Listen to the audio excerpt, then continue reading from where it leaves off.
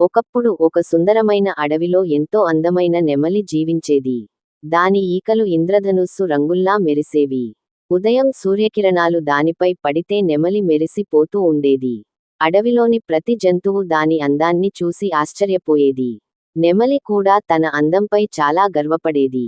ప్రతి ఉదయం చెరువుకట్టపైకి వెళ్లి తన ప్రతిబింబాన్ని చూసి మురిసిపోతూ, నేను ఈ అడవిలోనే అందమైన జీవి అని చెప్పుకునేది.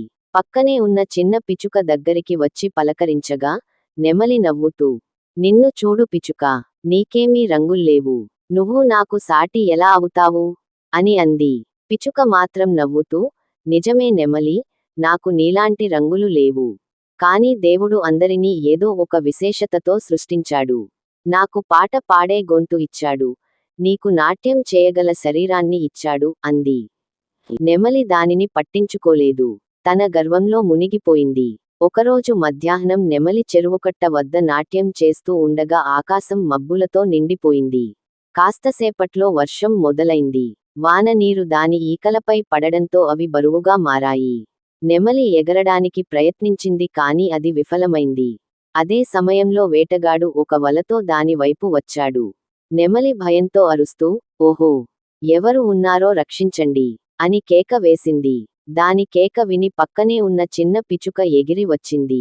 వేటగాడు దగ్గరకి వస్తున్నాడని చూసి ఇతర పక్షులను పిలిచింది.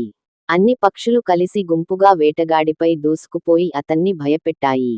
వేటగాడు గందగోళంలో వల వదిలేసి పారిపోయాడు. నెమలి సురక్షితంగా బయటపడింది. కృతజ్ఞతతో పిచుక దగ్గరికి వెళ్లి, పిచుకా, నేను చిన్నచూపు చూశాను. కానీ నువ్వు నా ప్రాణం కాపాడావు. అందం మాత్రమే కాదు, మంచితనం, వినయం కూడా అవసరం అని నాకు ఇప్పుడు తెలిసింది అంది.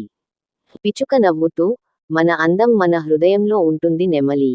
దయగల మనసే నిజమైన అలంకారం అంది. ఆ రోజు నుండి నెమలి తన గర్వాన్ని విడిచిపెట్టి, ప్రతి ఒక్కరినీ గౌరవించడం మొదలుపెట్టింది. అది తన అందాన్ని ఇకపై గర్వంగా కాకుండా, దేవుడి వరముగా భావించింది. అడవిలోని ప్రతి జంతువుతో స్నేహంగా ఉండేది. అడవి అంతా ఆ నెమలి మార్పును చూసి ఆశ్చర్యపోయింది. గర్వం మనిషిని ఒంటరిగా చేస్తుంది, వినయం మిత్రులను అందిస్తుంది అనే సత్యాన్ని అందరూ గ్రహించారు.